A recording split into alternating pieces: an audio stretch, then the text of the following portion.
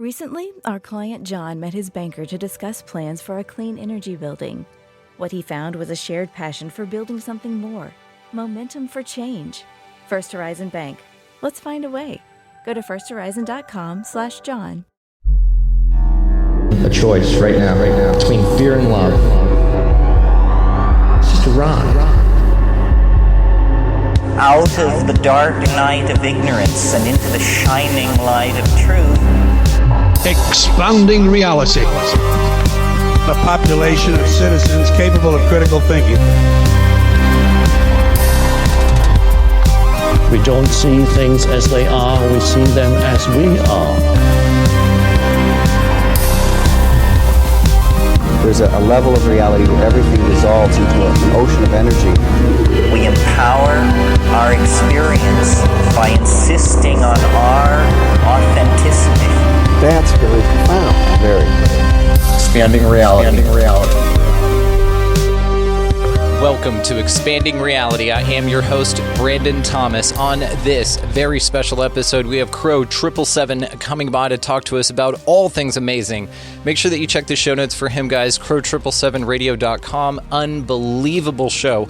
On this particular episode, we discussed the lunar wave that he filmed that wiped across the moon in 2012. Also, the observed and measurable luminaries that Tycho Brahe discovered. The sky clock in our sky, the path of the sun, things like that. Also, natural cycles. And if you know anything about Crrow, we really go for it on this one. If this is your first time and your introduction to Crrow777, you're welcome. This dude is unbelievable, so you're really going to enjoy this.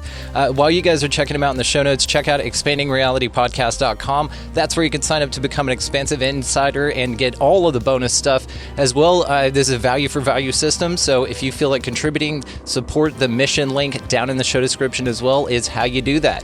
So without any further ado, guys, let's get to this with Crrow777. Hit the accelerator. We are rolling with Crrow777. Sir, how are you?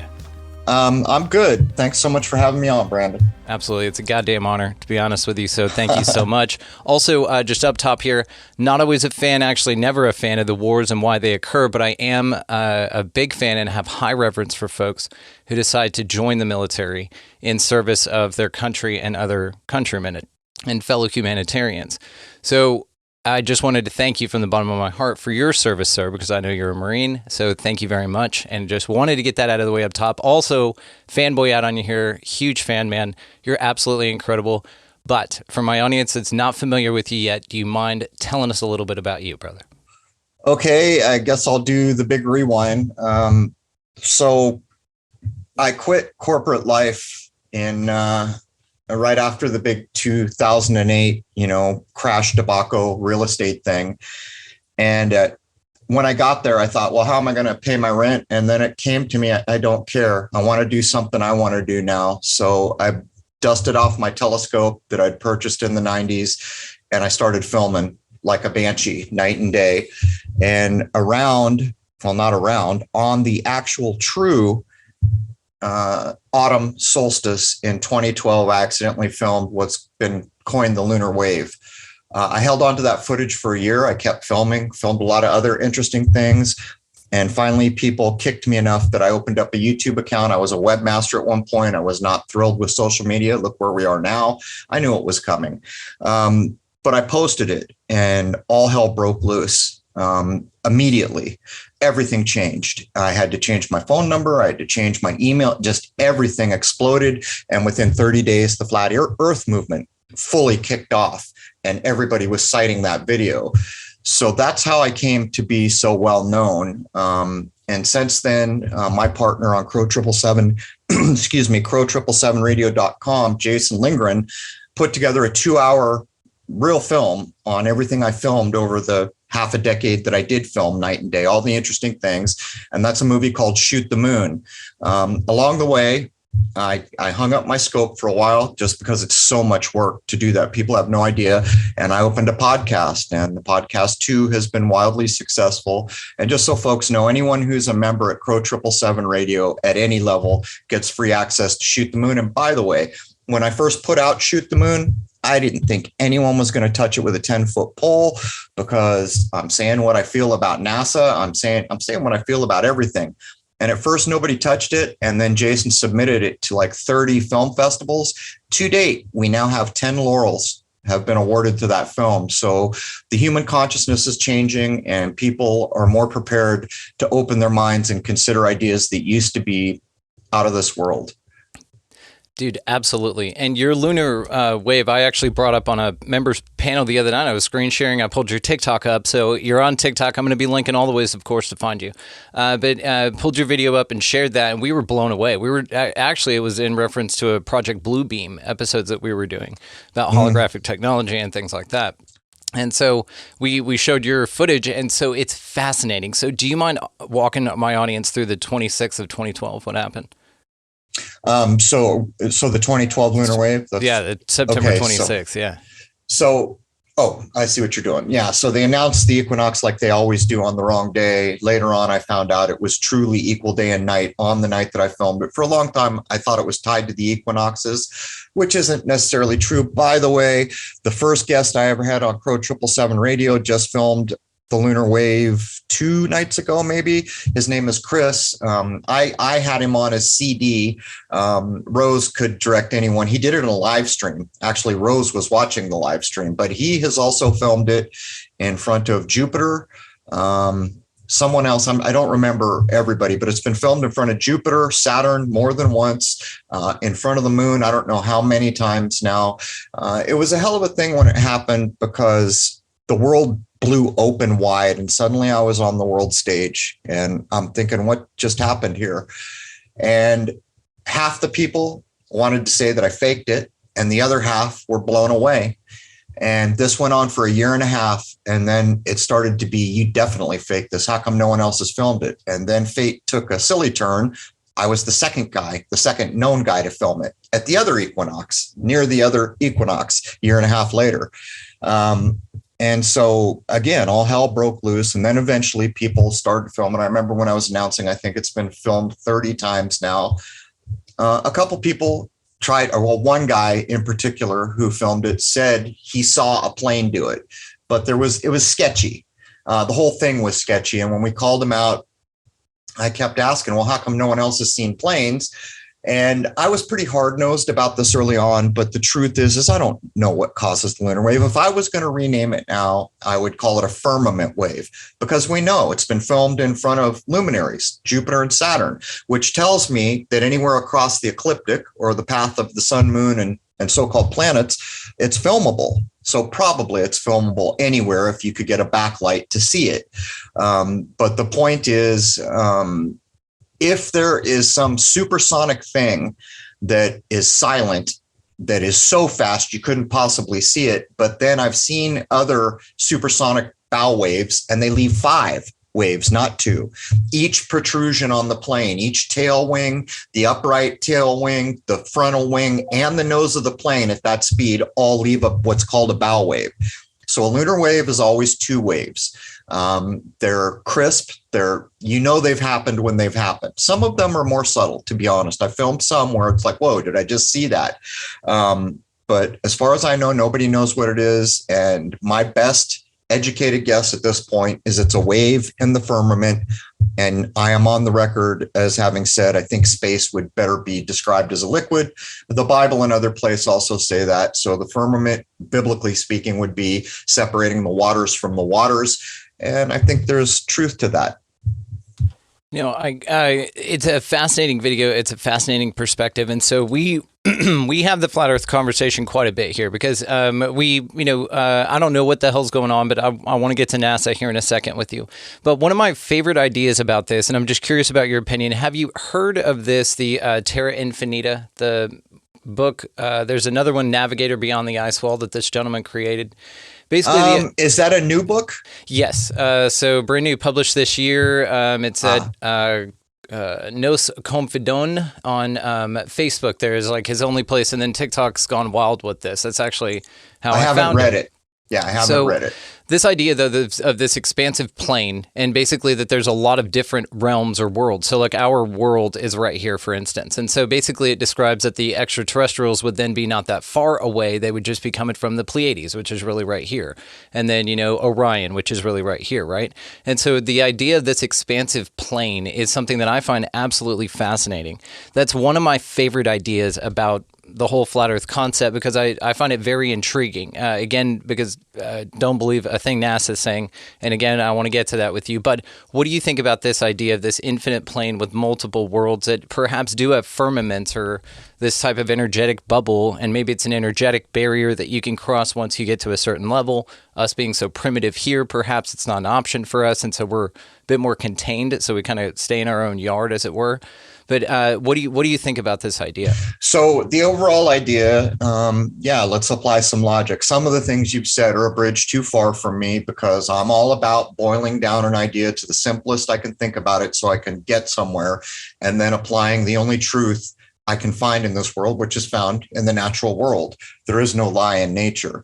That's how I proceed forward. So logically, the infinite, first of all, we can't say infinite. We can, but where are you pulling that from? Even this is limited to 173 worlds. It's like a cell, basically. When you expand the map out, it's like a cell is what it looks like, with all these individual little pieces in it. And those would then be the realms or these worlds or accessible lands in this area. So the logic we can apply to what we think we know, or some of the things that we do know, are that, first of all, you don't know how many continents there are, and that's a provable statement. Yeah. Secondarily, you don't know the shape of the continent you're standing on.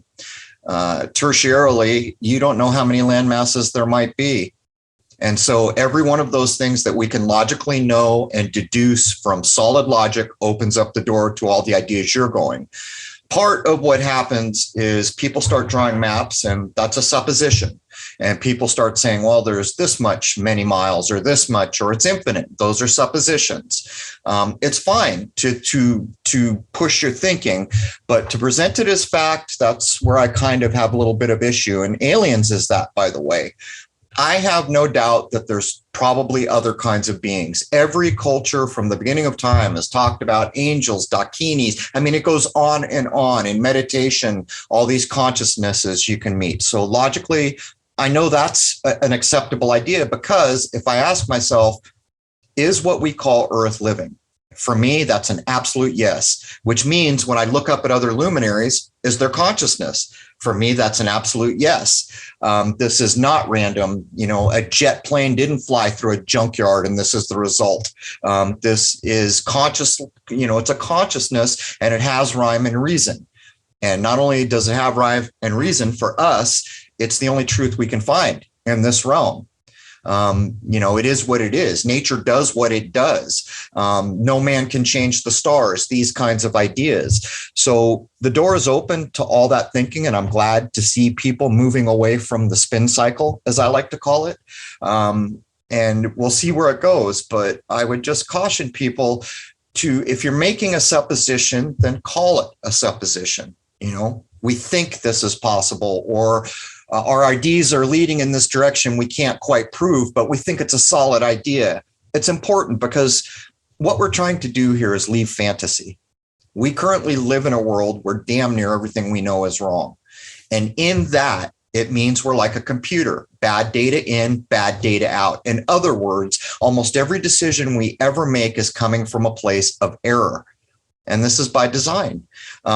Your mind precedes everything in this realm, and that's logically provable. And it's through so many cultures, I can't even tell you that statement. Even the Hermetic principles start out with mental, however they write it, the mind idea. And so we know this is true.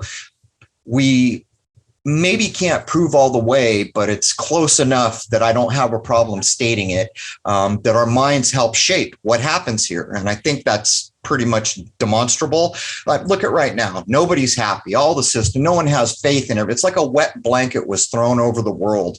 And, it's a whole different vibe in our world right now. Well, what's causing that? The minds of everybody, where everyone is mentally at.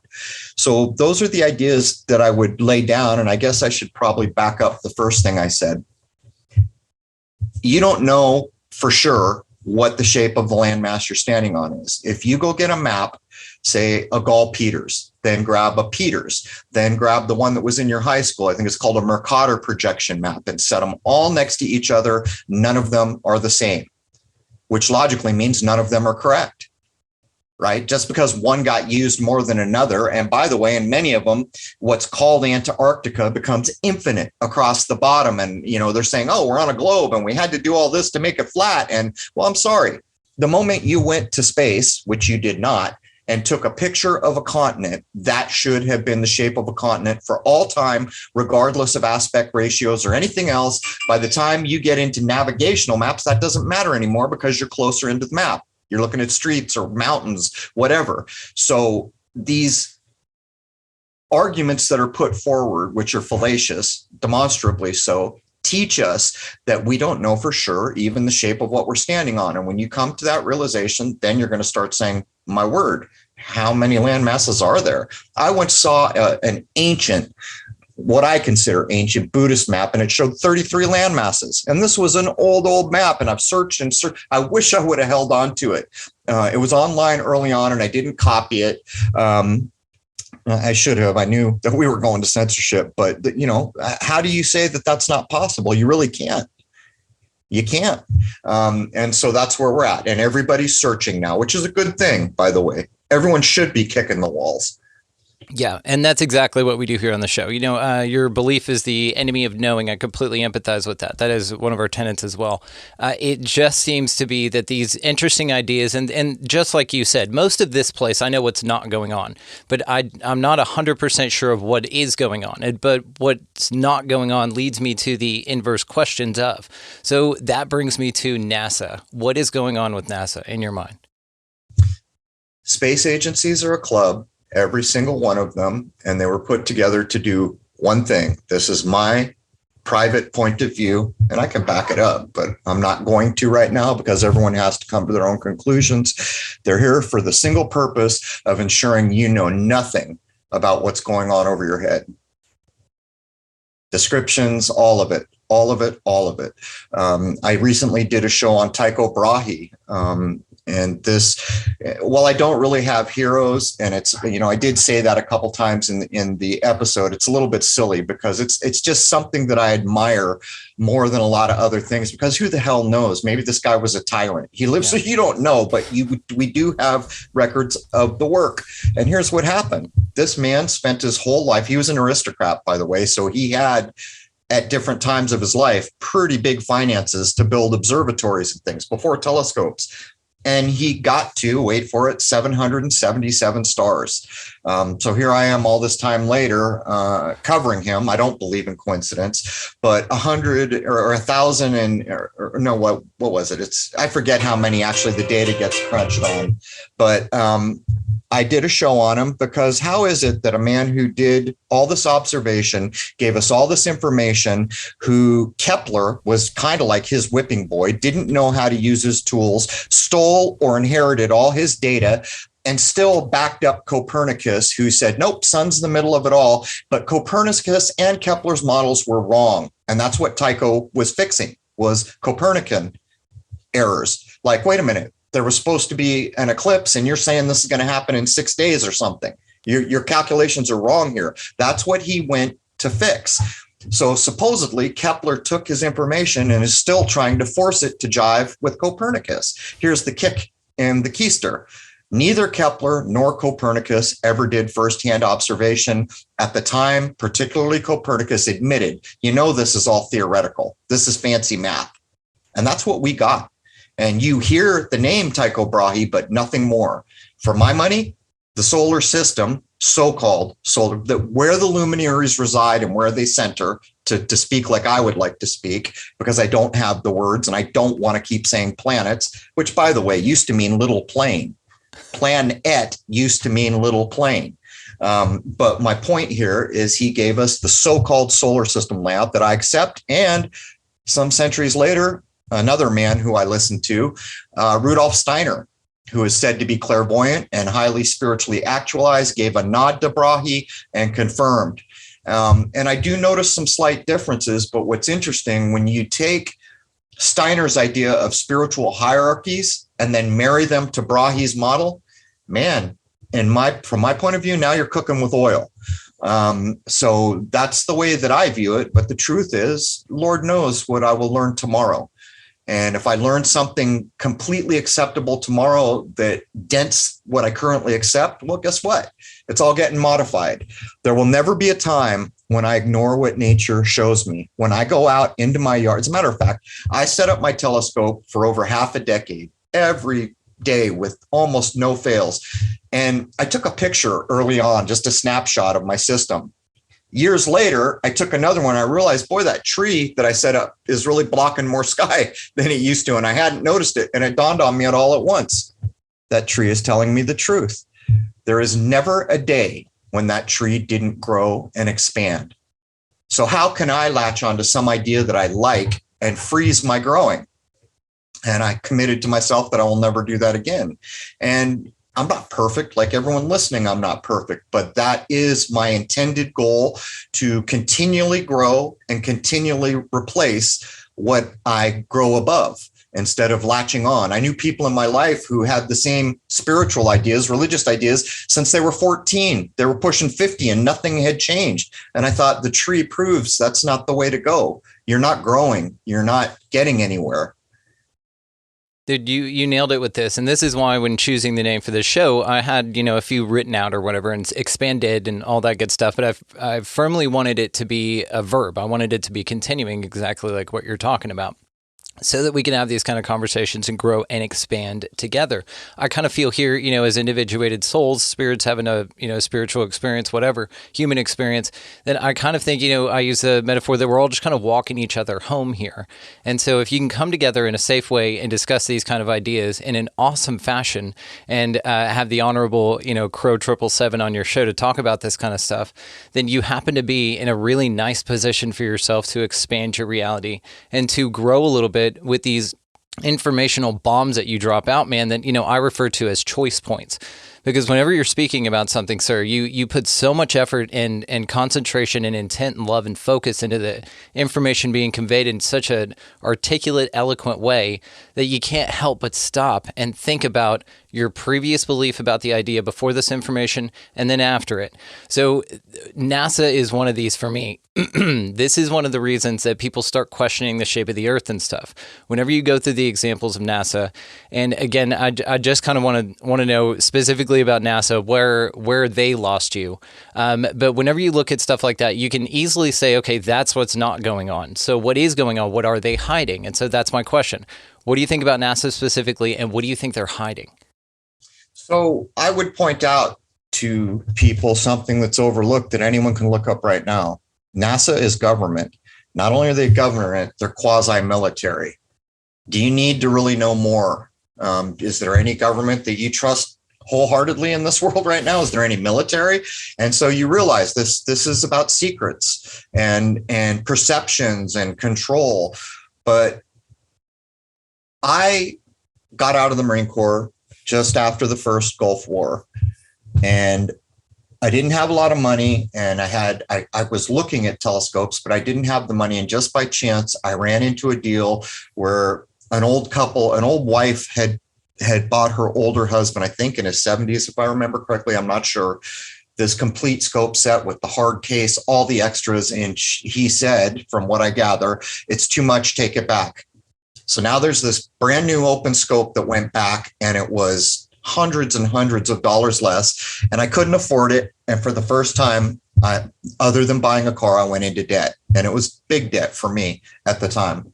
I didn't grow up in a rich family, and I'd just gotten out of the Marine Corps. I think I left the Marine Corps with $900. So I went and I got Sky and Telescope, Astronomy Magazine, all my old textbooks. And boy, if NASA said it, I was about it. And my God, look at this Hubble thing. That's what I want to do. I'm going to get a telescope. I'm going to start doing astrophotography with film back then, much more difficult. And I'm going to make some pictures like Hubble did. And you get going. And over time, you think, I'm a complete idiot. That's what I thought. I can't do anything like they're doing.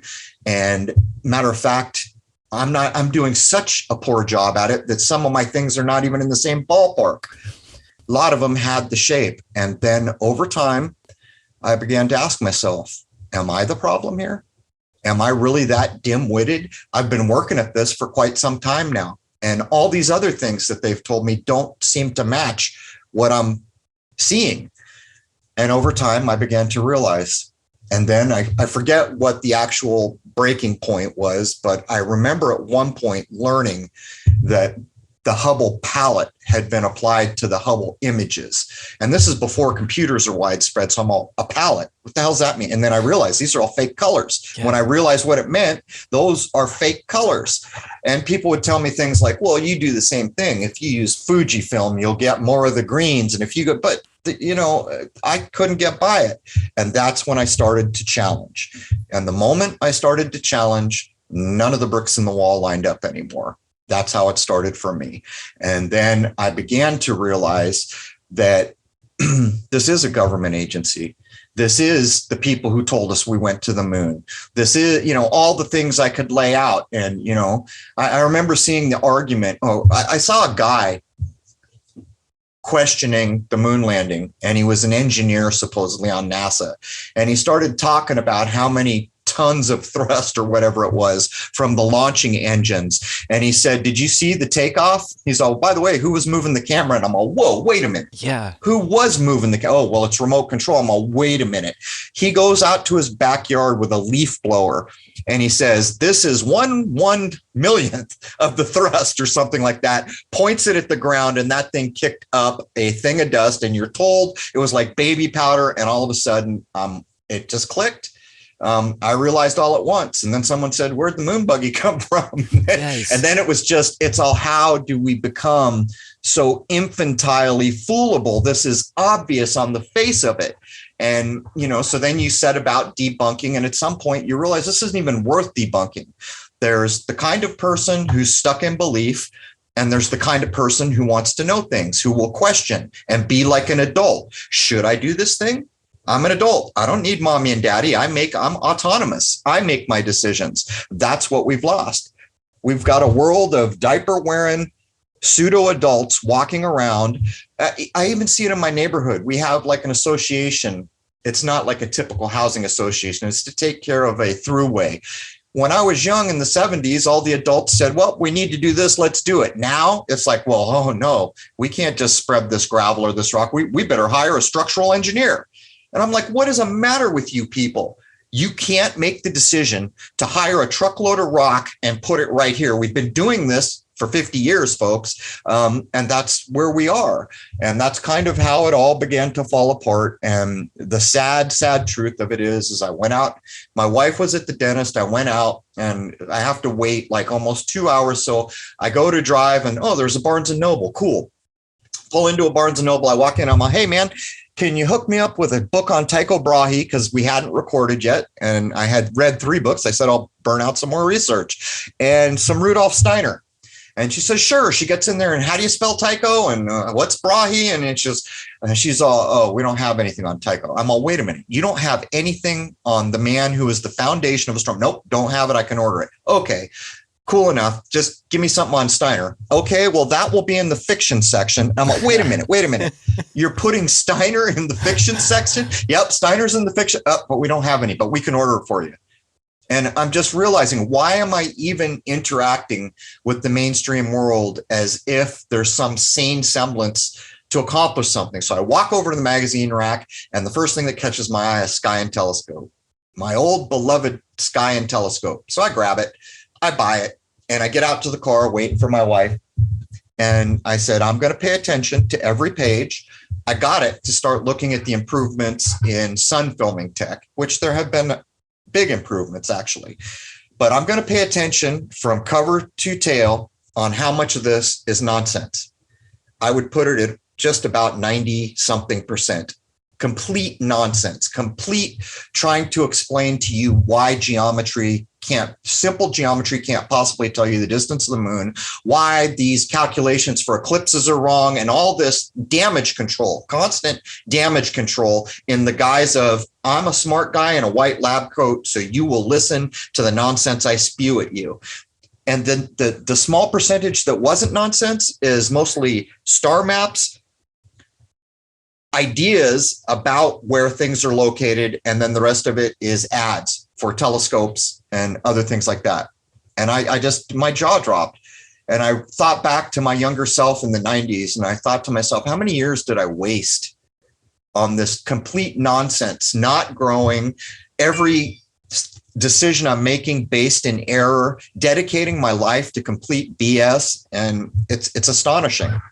I wouldn't call it a waste. I mean, it's absolutely valuable, because what you did was you really dug in. You got a lot of data and information that you then went on to debunk to the letter. So you really, it's not a waste at all, sir. You learned so much from that, and you're teaching so much because of the dig down that you did. So again, I don't believe in coincidences either, or waste of time. Like, it's all in divine timing, and this is where you find yourself now.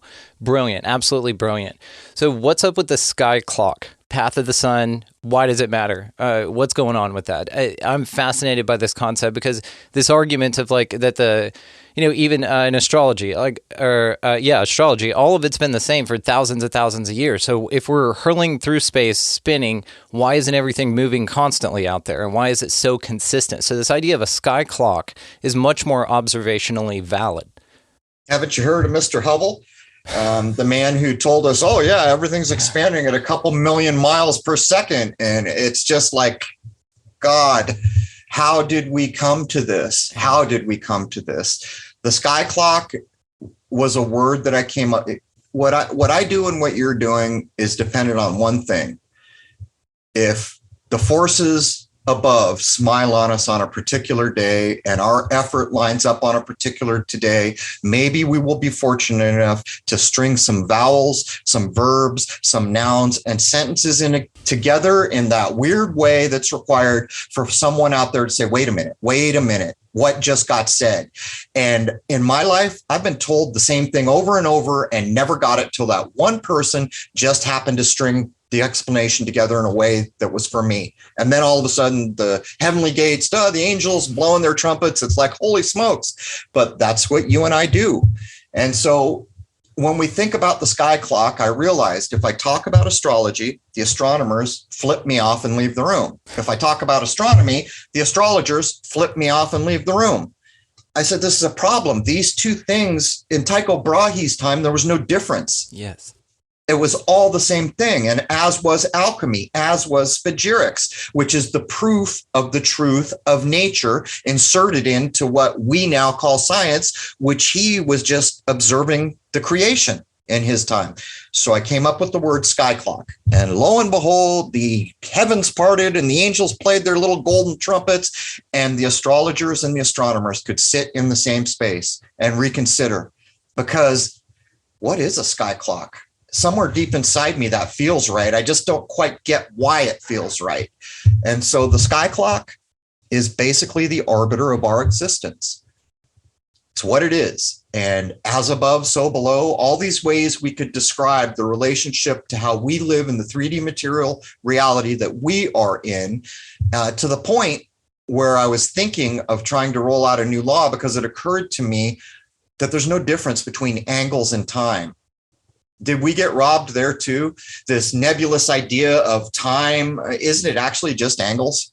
Really? And by the way, if I'm correct in my research, angles were actually a word used that got turned into angels by the Vatican. Yes. And then you can go back into Old Testament and find angels are the thoughts of God, and these kinds of hidden things that we're not even sure how to think about because of the language barrier, because of the translation, which always loses something. But what it absolutely loses is the original intent.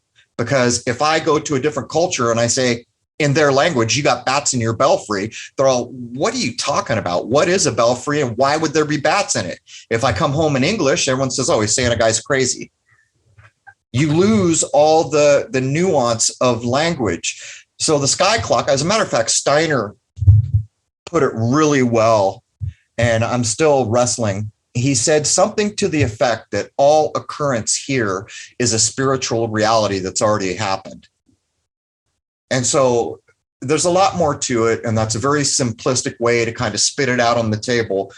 But when you start to think about as above and so below, when you start to think about, am I just here to live and die?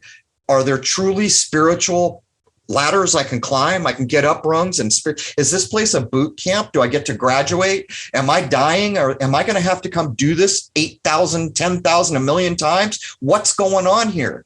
And you begin to realize that I have lived my whole life, or a lot of it, thinking I'm just here to have a good time. If I'm happy, everything's hunky dory. Now I don't think that way anymore. I think, where can I go? Can I graduate? What about all these people that claim to be so much more spiritually adept than me? What about all these hidden societies that were hiding all these hidden knowledge truths? And I realized that's even a problem in our time. You say secret society, haters gonna hate. Oh, those rat bastards. Look, you don't get to choose how those rat bastards live their life. You get to choose how you live their life. Here's the question. The real question is, do those rat bastards have something of value? Do they have something powerful? Do they have something that matters that you don't currently have access to? There's your question. You can either spend time spitting at them, or you can try to catch up. Because I guarantee you, if they're graduated PhDs and you're still walking around in diaper, ain't going to come a day when you're telling them anything or pushing them in any direction. It will always be the reciprocal. You will be the pawn. So this is where we are now. And there's so much we can learn. And to top it off, we've had the nod by the heavens above, or however you would say that, or our conscious is expanding. Provably, demonstrably. We're not as foolable as we once were, and that's what's going on in the world. This is a last-ditch effort. If they can get the chains on, get the iron fist, they don't give a damn what you know, but they got to get that, because ain't nobody buying their BS anymore, to use an inappropriate vernacular. You're welcome to speak how you'd like to speak, sir. What do you think then is going on? What do you think is the level that we get to spiritually that determines in what amount of time and what happens if someone is there? Let's say spiritually, if they're in step with where they need to be at a certain particular time. What's going on with that idea? The truth is, I'm not qualified, because I know how people view me. They don't realize that I'm just a man that has the same problems they do. I'm married. I have the same problems that everyone has. They think, oh, Crrow's some mythical character, or whatever they think. And so I'm just not qualified, because if I say things, a lot of people will think that there's 20 years of research behind it, which there is, but it doesn't make it any closer to the truth. What I can tell you is I accept with every fiber of my being that this is a spiritual game we are playing. I accept with every fiber of my being that this is kind of like a boot camp, and that we will graduate and go to higher. I do accept that there are different levels. I do accept, and I have met people that appeared to be looking into my soul, and I knew it. And I knew they were so much more spiritually advanced than I currently was. I could feel it. I could sense it in them. And by that time I was looking. I once met a guy called a tulku. The idea of a tulku in the Tibetan Buddhism is a master who's passed away and then been reborn. Maybe they're a bodhisattva too. I guess that goes without saying. So they've agreed that they're never leaving this place until everyone escapes, which I have real problems with that, because that day's never coming. So what you're basically saying is I'll just stay here forever. Yeah. This holiday season, you might be looking for nutritious, convenient meals to keep you energized on jam-packed days. Factor, America's #1 ready-to-eat meal delivery service, can help you fuel up for brekkie, lunch, or dinner with chef-prepared, dietitian-approved, ready-to-eat meals delivered straight to your door. They just drop them at your door, people. You'll save time and eat well. You'll stay on track with your healthy lifestyle while taking all of your holiday to-dos in stride with good meals in the tum-tum. If you're too busy with all this stuff, these meals are easy. Easy to get done. They taste great. All you've got to do is head over to factormeals.com/expandingreality50 and use code expandingreality50 to get 50% off. That's code expandingreality50 at factormeals.com/expandingreality50 to get 50% off. Maybe someday it is coming, but I don't think it's anytime soon. But when I met him, and I've been looking at these other guys, I met a Rinpoche, I met another guy. I met them, and I was purposely, and he knew as I walked up that I was trying to gauge him. And as my eyes met him, I knew instantly. He knows everything I'm thinking. He probably knows what I've done today. He probably knows what I did last week. And he just gave me a knowing smile. And there was serenity at a level that I can't describe. It's like, I want to say neutrality, but that's not the right word. I don't have a word. He's not excited. He's not sleepy. He's just in this neutral space of knowing and light. And I knew it the moment I met him. And so all these experiences add up to, well, where am I?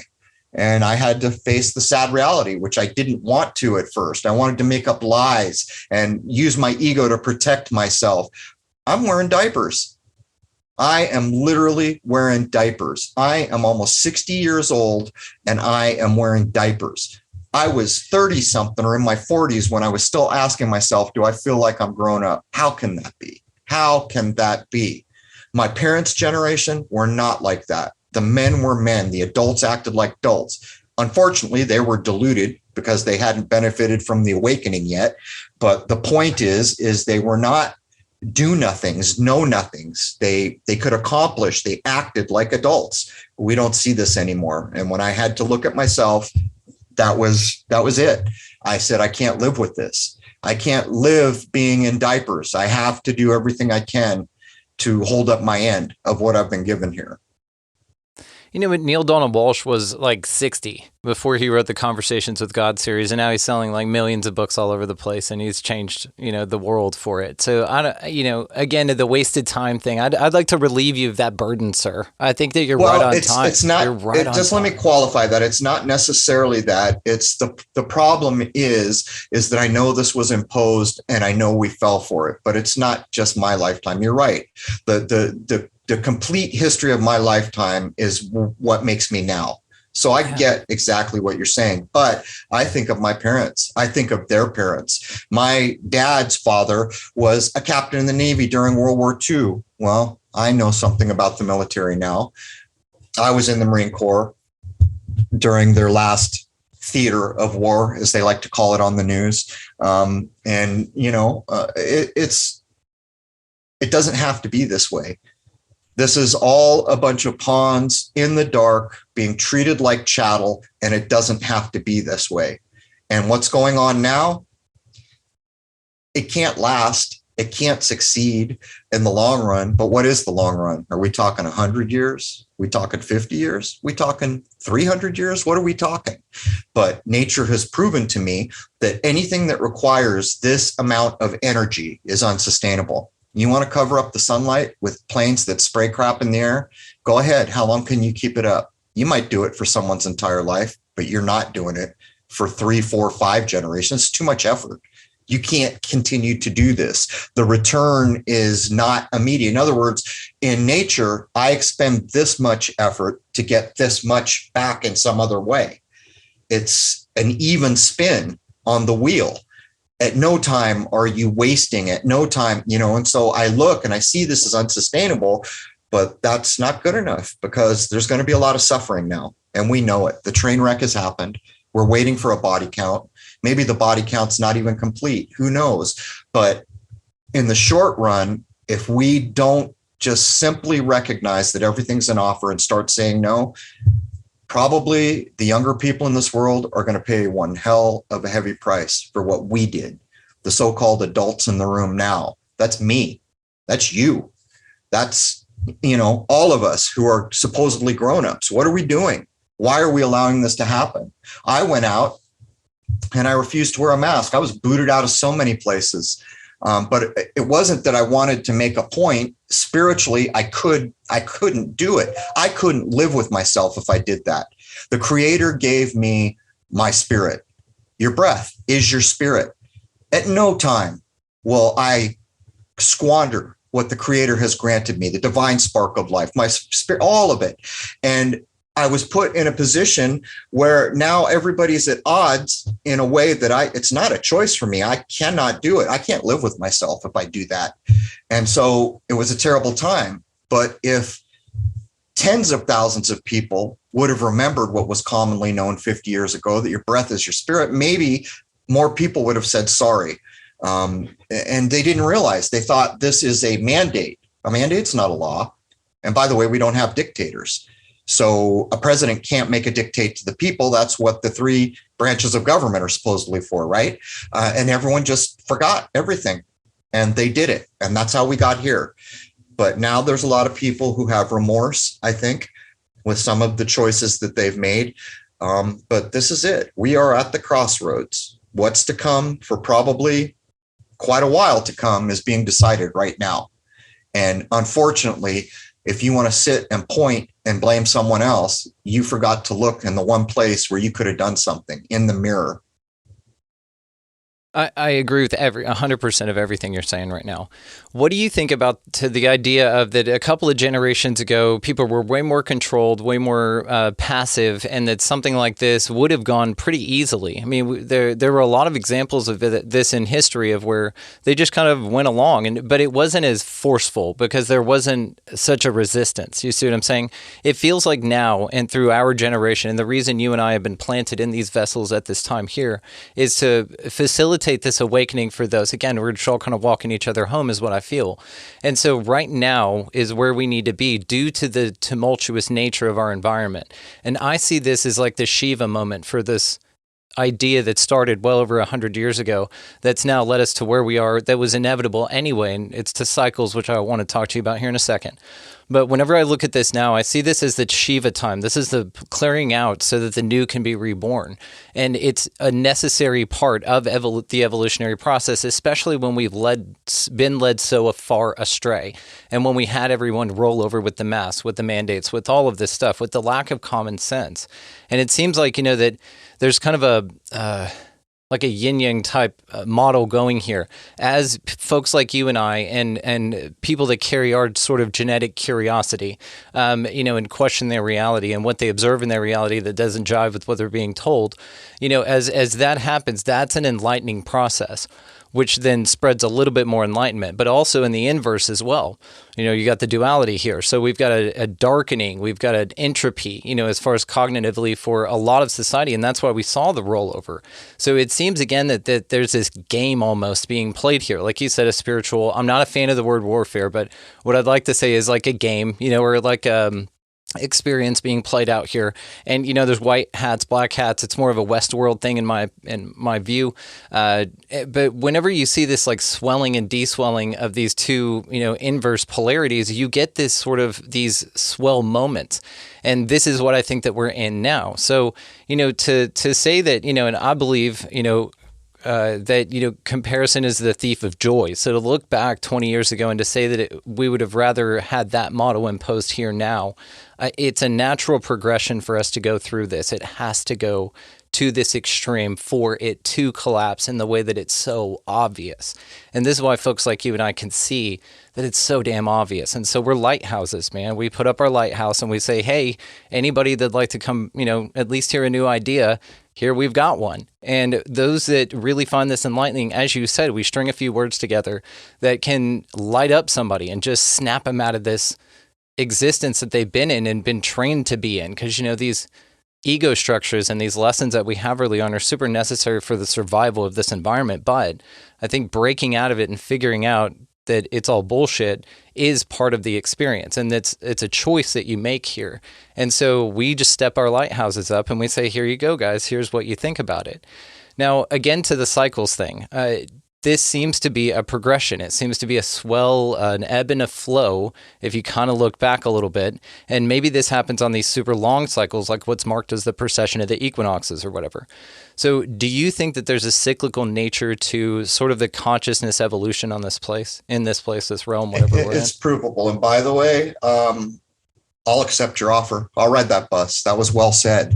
All of it was well said. Everything is a cycle.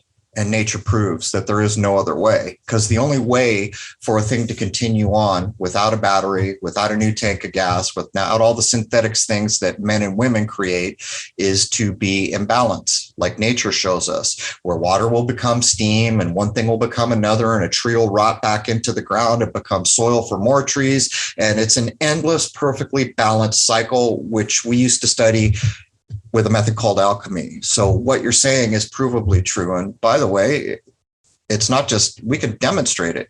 Did we have airplanes in the early 1800s? There's a difference there. What is it? We thought in new, more developed ways. Did we take it too far? Probably. And that relates to exactly what you're saying.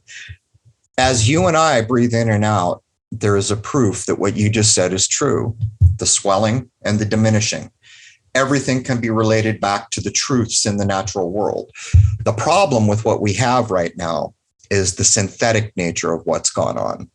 So what's actually going on is the people who have a lot of power, and maybe it's not entirely people, maybe it's just dark forces mixed up with some very powerful people, which I think is probably the case. But can I prove it? I only know what I can sense, what I can see.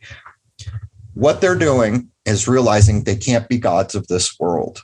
Can't do it. Can't make a fish from scratch. Can't make an oak tree from scratch. Can't make a seed that'll grow a damn thing from scratch. And so what they're doing is they're creating a synthetic world. And in the world of patenting or in the natural law, the creator of a thing owns that thing. That's universal.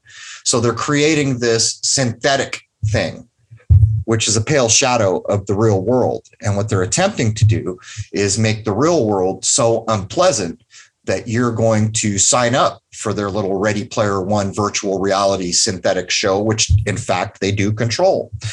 And will it last? No, man. If we could come back in the Kali Yuga cycles, by the time we've done another 25% turn on the clock, this will be like some blip on an ancient radar. But the problem is living men and women have to contend now. And the suffering is going to come. And the sad part is the suffering is going to be based on what we decided was acceptable as a whole. But as you were pointing out, the individual, which is probably subject to, it's like being in a town. So even though you're a person or a living man or woman living like you live, you have your individual, what we'll just say is karma, because people know what I'm getting at. But in your town, there's a larger group that you're kind of part of. And then in your county, then in your state, then in your country. So that's provable by, United States went to war today. Well, guess what? You're kind of sucked into that in some, and even if you're not, you will see the effects of it all around you. And so the reason I'm pointing this out is because every day I wake up and I state my intent and I state what I'm doing, why I'm doing it, and where I intend to be. And it's separate from this kind of darkness. And it is my idea that I currently accept that I don't have to be within this paradigm. While I will have to experience the periphery of it, while I will have to deal with all the people who do accept it in my immediate vicinity, I do not. And this is the spiritual nature of what's going on. And Steiner wrote about this too. As a matter of fact, The Light of Egypt, what is it? A chapter about what they call the dark satellite. Steiner has a different spin on the dark satellite. There's, what's he call it? Like the slums of the astral plane or something. I don't know exactly what he calls it, but apparently there's bad neighborhoods in some of the higher spiritually developed places that aren't 3D reality according to them. But what I notice is a commonality, all the way back, Burgoyne's writing about it all the way up. Actually, it's not too far apart. It was all at that. There was a little period at the end of the 1800s where all the supposed secret societies dumped just tons of information. And they almost all said the same thing. My master told me to do this because there could be some bad things coming in the future. And it kills me because I take it apart and I'm all, what the hell? Then you guys are responsible partially for what happened here. Why didn't you let people have this information 100 years prior? Genius dudes who know everything supposedly. But setting that aside, people like Burgoyne will say we went into the so-called age of Aquarius in 1881. Wow, that sounds convincing, right? 8 and 1 is 9, 8 and 1 is 9, 9 and 9 is 9. That's a completion. And the Hindus taught us in the Kali Yugas, every end cycle is a 9. It always boils down to that completion 9, the highest number we can get in our little counting system from 1 to 9. Leaving the cipher out of the game, that's a whole other decision. But is it true? All right. Is it true? So I've gone at this 6 ways to Sunday. I suspect we are in what's called the age of Aquarius for a lot of reasons, but can I prove it? No. Why? Because I'm wearing damn diapers, just like all you listening to me, or most of you listening to me. I'm trying to get this safety pin off one side of my diaper so I can get one leg free, for crying out loud. Yeah. So we go back and we start to logically try to reason. Well, what is true? Well, here's an idea. The last one, this is an air age, supposedly, if we are in Aquarius. People don't realize it's an air age. The last one was a water age. Well, let's think about that. Did we max out water technology within that last age? That's the way I think about it. Well, yeah, we kind of did. We did steam. We did all these things. In the Victorian age, they had incredible tech most people are not aware of, all in the Victorian age, coming up to the supposed end of the water age. And so you're looking and you're like, yeah, it kind of does feel like we maxed out water tech. So now let's think about air. Did we max out air tech? Well, no, not really. We're still polluting the skies with engines. But wait a minute. I filmed all those probably lighter than air things. Yeah. There's probably tech we're not even aware of. And we know they can levitate cannonballs and all kinds of things. So no, I don't think we've maxed out air tech. So that's kind of another logical way to try to figure out where we are. But does it prove a thing? No, it doesn't definitively prove anything. And air as well could be the propagation of waves, the breath, life, which is life force energy, the breath, more of that kind of ether energy, sort of this air sort of thing, this lighter than air type of technology, sound, propagation, wave propagation, things like that, compression, all of that, and I would say, sir, that, even I would upgrade you from diapers to pull-ups at least. Okay. So pull-ups are a step up. You're a big boy now, if only. Yeah. And you get a cool design on them. So they're a little bit more mature. You get Darkwing Duck on those bad boys, I'm pretty sure. I had an idea that I just kind of wanted to bounce off of you here before I let you run. So to this idea of reincarnation, also, to you and I having this existential crisis with kind of viewing this place as a prison planet, and I do not disagree with you, sir. It's easily the most terrifying thing to me whenever you talk about these like Archon soul traps and all this kind of stuff. Then, perhaps maybe the Earth ride, some people, myself included in the past, have been looking at it too limited and too narrow-sighted. So I've been really practicing expansive thinking, and I wanted to apply it to this model of reincarnation. So I kind of think here that, like you said, it's kind of a school. It's in my mind, I'll take a little further to Bill Hicks's quote that it's a ride. I think that there's no true dire consequence after this experience. I don't believe necessarily in a hell. I think that that's created right here on Earth, and that it's a state of mind. You can go there right now if you want, and you can get out of it right now if you want. And so if you look at things through this lens then, and you kind of say, okay, we're here to learn, grow, and evolve. There's no real punishment for this, which means you probably signed up for it or in its experience, or at the very least, perhaps a punishment in its own right because you're experiencing something at a harsh level. What I think on this is that whenever you look at things like, we're talking about cycles again, the precession of the equinox, and then you break this down into the Kali Yugas and all of the Yuga cycles, perhaps, and just my idea, and so I'm just curious, or just for thought seeds here, just for fun, shits and gigs, perhaps, you reincarnate to the ride of 26,500 years, right? To this cycle, and you experience all things within any amount of lifetime equivalent to that time. Does that make sense? So you could choose. You're not the first person what you're explaining right now, you are not the first person to have explained. And the first version I read of where you're going is very old. What? I've never heard of that. Give me this, because it's maybe a former life of mine. What is it? It's either going to be, it's going to be, I read so many books. Maybe it's the Christian mystics. The guy's name is Curtis, Curtiss. I'm guessing there's more than one Christian mystic.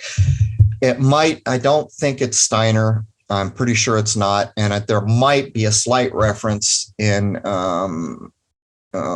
Burgoyne's book, volumes 1 and 2 together, called The Light of Egypt. I think it's a Christian mystic, and I think it's Curtis, and I hope I haven't missed the mark. But here's the idea. You're going to come back here until you've experienced every station of the sun. Currently, the stations of the sun are 12 in our zodiacal layout.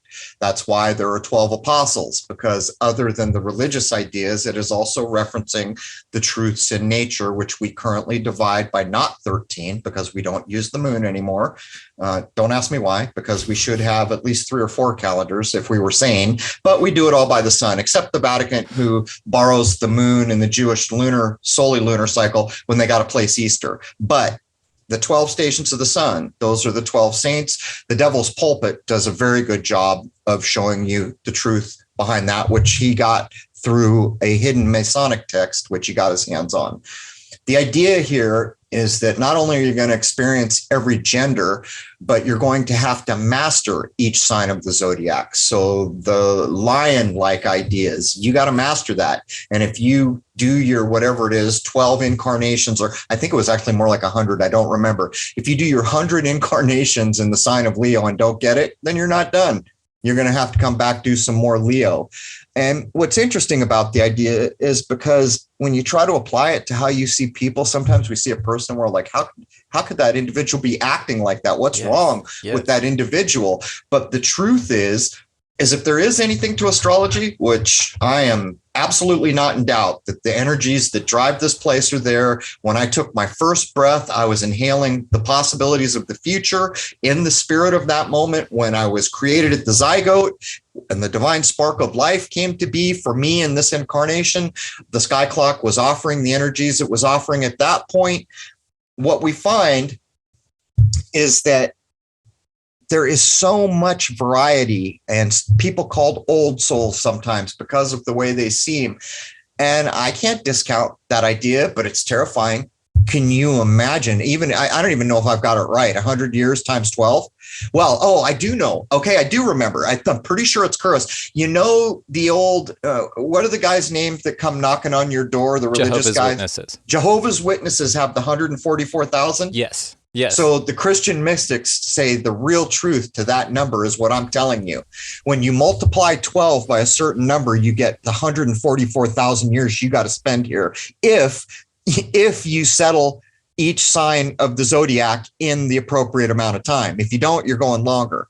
But that's what I just remembered as we were talking about it. It's an incredible idea. I know I heard another appropriation for the 144,000, which is hilarious to me. If you add up any bishop or anybody that would obviously get a seat above you peasants, then those seats are already taken. You know what I mean? So anyway, but I heard also that the chakras, if you add up all the petals on all the lotuses on the chakras, you actually get 144,000.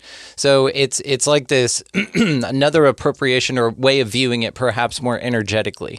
And so, again, it's found in religious texts, but also it's found in very spiritual and not even esoteric. Like you could just Google it. Like there's, my grandma knit you one, you know what I mean, with the chakras real quick. And so they're very common. It's very out there and open. So again, it's kind of this crossover in the themes there, or a similar theme being played out in different ways. So I wanted to ask just what are you looking forward to? Like what is something that you are excited about and that gives you hope and that you are just excited about, man? That's just something I had for you. I have glimpses occasionally, and I'm not always right. I don't claim to be clairvoyant. Maybe this is the hint of getting the edge of it. Because I'm pretty sure people in diapers have a way to go before they do things. Pull-ups. But I sense that on the other side of this hard time is going to be a wondrous place that's going to just blow away anything we've known. And this is what happens. So each day I try to get out down to the seashore where there's a nice negative charge and meditate and sun gaze. And just for people listening, don't go out and stare at the sun if you don't know what you're doing. I always say it's like giving a baby a jalapeno. You wouldn't do that. You've got to know what you're doing. 30 minutes before, 30 minutes after. 30 minutes after sunrise, 30 minutes before sunset. Well, that's the right kind of ballpark. I'm at the point where I can do it midday. Safely for the audience. If you're just starting out, 30 minutes. If you're just starting out, you are only doing a couple seconds each day, right after rise and right before set. Right. And it's very close, maybe 2 or 3 sun widths for those starting out. But it occurred to me that the sun I am looking at today is not the sun I was looking at before December 21, 2012, at the end of the long count calendar of the Mayans. And my mentor, one of my mentors, Fortune de Saint Germain, my main mentor, described an event that happened, which I can't really talk about. And he told me it 3 or 4 times. And then all of a sudden I realized all at once. And it was at the solstice, the low point of the sun in that year. Everyone used to describe the sun as yellow, and you would go out, and if your skin felt like it was burning, you were already burned a little bit. For you to be able to detect, I better get out of the sun, you were already a little bit burnt. Now the sun feels so much more direct, but when you feel that, you're not burnt yet. And the sun is white. There's very little sunspots and prominences, which they say is a solar cycle, but NASA's saying that, so they can put that in a pipe and smoke it. I'll do my own stuff. Come on. What I noticed is it's a higher vibration than it used to be when I first started this. And by the way, when I started gazing back then, there was no way I could have ever went for a midday view. I can stare directly into it with my UV glasses on any time of the day for as long as I like. And believe me, don't stare at the sun until you've been trained. If you do this, you can go blind. You won't go blind, but you will damage your eyes for all time. You'll burn a black spot or something like that. Don't do what I'm telling you I'm doing. Right. Do as I say, not as I'm doing in this one instance, because it took me years to get where I am. And so it occurred to me all at once in a flash, as I had been doing this, that we're provably in a higher vibration. The light of this world that guarantees life in this creation just guaranteed me that we're at a higher vibration. I can already detect it in the consciousness rise. And I realized all at once that all these low frequency, brutish systems that we had come to be used to, they got to go, all of them. And the pain in that is because we don't like change. The problem is we don't like place in a change that changes nonstop. Human beings hate change, and yet we are constantly in change. There is never a moment. There is one thing in this world that I am aware of, and it is the highest standard and symbol for everything. It's gold. Gold is the only thing that does not change in this realm that I am aware of, and I don't know anything. It doesn't rust. It's gold, and that's associated with the sun, by the way, alchemically. So I came to realize, in a way that I can't prove or explain to another, but that I accept that we're going to a higher vibrational frequency, that all the old brutish systems, to include money and everything else, got to go at some point now. But what's worse is I always loved this old H.G. Wells movie, even though I know who H.G. Wells is. Not a helpful man for the average living soul.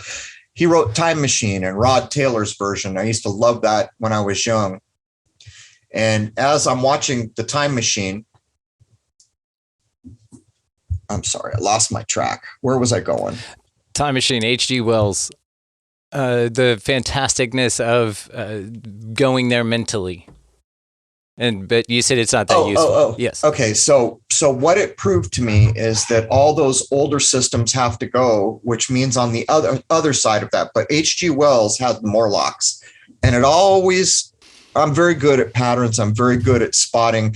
I'm not good at linear thinking. Math is not for me. Numbers are symbols to me. They have a meaning, but not numerically. If I'm going to balance my checkbook, I'm going to say, hey, honey, can you give me a hand? Math is not my thing. But the symbolic and esoteric nature, but the Morlocks. And I thought, well, what's going on with the Morlocks and the Eloi? Now, you got your vampires, and they've been done 100 ways to Sunday, and they're still being done. You got your orcs, you got your goblins, you got your fairies, you got your elves, and I get the symbolic representation, but what the hell are the Morlocks? And then it occurred to me, all these secret powers have been building all these underground bases we hear about. Is it possible, and I'm just saying, is it possible that the higher vibrational sun that is destroying the lower vibrational systems is going to force them to go Morlock because their low vibrational state can't exist and are guaranteed by the one thing that can guarantee in our realm, the light of this world, which is the absolute definition of perfect, of yes, of anything that has to happen without fail. The sun is that representation. That's what I started to think about. Damn. Crrow777. I think you may have done it with this. This actually is lighting me up so damn much because it is this separation, and it's a literal separation of worlds. They didn't build them to escape a cataclysm for everyone. They're building them to escape an environment in which they can't exist because it's too dope and awesome. I love this idea, man. This actually is my favorite so far. I will be repeating and quoting you on this, sir. Damn, man. I'm just borrowing the ideas in the first place, to be completely honest. Well, but it's an insightful view of this, and really, and I mean, now it's like rolling through the filters in which, I kind of choose to view this world in, which just change all the time. And so now I'm even applying it to like the Dolores Cannon idea. And I'm not 100% in anything. I don't plant my flag. I have no idea what's going on here, but I really enjoy pinging between the ideas and having conversations like this. And had I been firm in ideas, it would enable me to have conversations like this. So, but the idea of like this third D50, this idea of this physical split, and some people interpret that as like portals and shit, which sounds cool. But I kind of think that your perspective is so much more practical, but it's still so damn awesome because yes, the sun is notably, and we've talked about it, man, the sun is notably more intense. It's different. It's higher vibrational, and you can see this and feel this all around you. And the people that were, once just so concerned about what the football trades were going on and the Real Housewives of whatever, but now they're kind of like going, hey, yoga's cool. I'm a man still, but I do yoga. And it's like, yeah, dude, it's all good. It's like this complete shift mentally. And so to your idea then of that you need to be vibrationally ready for this, that's the only way you can physically stand this environment. That's fascinating, dude. You just touched on another idea. It was another thing that I was going to make into, like, I call them Crow's laws, but they're for me. Yeah. They're a thing that I call a law because it's sound. You can't poke a hole in it. And it was the idea that part of the synthetic attempted takeover, what they had to do is block you from writing your own story. So I began to realize that these scrying mirrors that we call smartphones, it's actually a scrying mirror, if you want to be honest about it, if you look about what's going on. What they do is every minute that you spend not writing your own story, someone else will write it for you. So every minute you spend paying attention to someone else's story, not only are you not writing your story, but basically they are writing your story at some level for you. And this could be immediately realized. Just think of anything with a screen. If it's got a screen, for the time you spend doing that, you are not writing your own story, mostly. Someone might want to argue, well, I'm looking at my screen to send an email and I'm saying this, but wait a minute. So partially you're writing your story, but that email told you when to begin and when to stop. So don't tell me you're 100% writing your story. And if you want to know the truth about a cell phone, which is the linchpin of everything that is happening to us, if cell phones vanished today, this would be over. Over. Done. Turn off your cell phone so that it's not lit up. Go outside and then look into the black screen. And then you will have learned what a cell phone is. It's basically a scrying mirror. And it's basically here to, I know what I'm going to do. I'm going to grab, I remembered, I think it's Matthew 5:30. Hold on.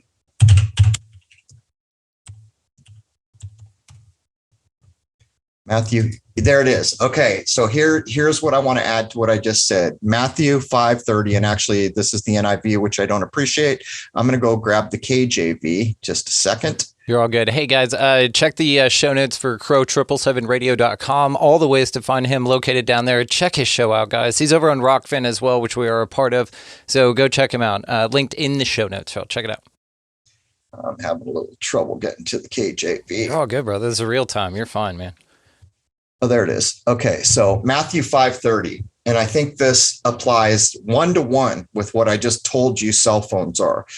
We could not possibly be so hard put upon if we didn't have cell phones. It's what they were designed for, the smartphone. Matthew 5:30, and if thy right hand offendeth thee, cut it off and cast it from thee. For it is profitable for thee that one of thy members should perish, and not that thy whole body should be cast into hell. Matthew 5:30 is a perfect explanation of how you should be thinking about your cell phone and every screen you ever put your face in front of. And honestly, it's such a great metaphor for just attachment. Let's say an addiction to alcohol, put the bottle down. That's a member of you. That's an extension of you. Smoking, anything that's, inhibiting your highest vibrational self. Then, but I love when applying it to the metaphor of a cell phone. It's way more, again, practical and apt. It makes so much sense. I absolutely love this, dude. Damn, man. Okay, well, I'm going to let you run because you have another commitment. I want you to take a little break in between that. So, Crrow777, all the ways to find you, located down in the show notes, sir. I can't thank you enough for this, man. You are welcome any damn time. Just keep moving forward, brother. Thank you for what you do. Hey, I appreciate how you're doing things over here. And anytime you want me on, if I've got time, just tell Rose I told you as much. And everyone can find me at Crrow777Radio.com. That's all my stuff. I only use social media to point at my website. Members get Shoot the Moon for free. Thanks so much, Brandon. Thank you, sir. Cheers. Huge shout out to that man, Crrow777, for coming and hanging out with this, man. Amazing dude. So y'all check the show notes for sure. Crrow777Radio.com. Crrow777Radio.com. Check him out for sure, guys. Again, brother, I cannot thank you enough, man. We will be doing a lot more of these. So thanks again for your time. Check them out again in the show notes, guys. Also, while you're down there, check out our resource links. Food Forest Abundance, Get Your Freedom from Fear on Opus, the organization for paranormal understanding and support. If you want to start your own podcast, give yourself a voice, guys. We just partnered with Red Circle. Links down in there titled Start Your Own Podcast. Also, the Manifestor's Guide, could not recommend this dude enough. If you really want to step your game up, he has a scholarship offer just for you, the listener of this show. As well, if you type in Expanding Reality, all caps, no spaces at checkout, even sweeter deal.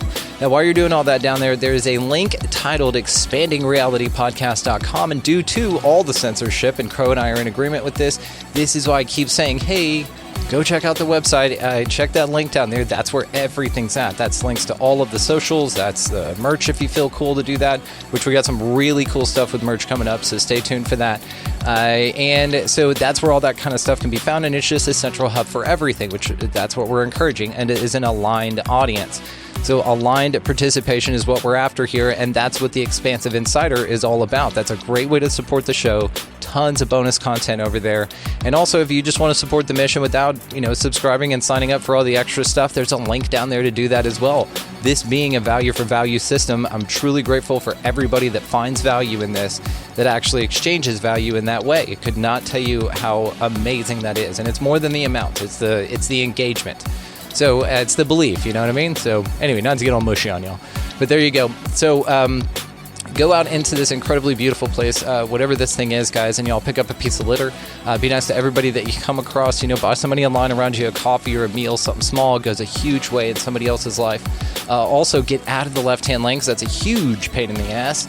And while you're doing all that, above all and anything else, guys, go out into this beautifully mysterious and amazing place, whatever the hell this thing is. And y'all just be good to one another. Thank you so much for listening, for watching, for engaging, for just being the coolest sons of bitches ever. Thank y'all so much. We'll see you next time.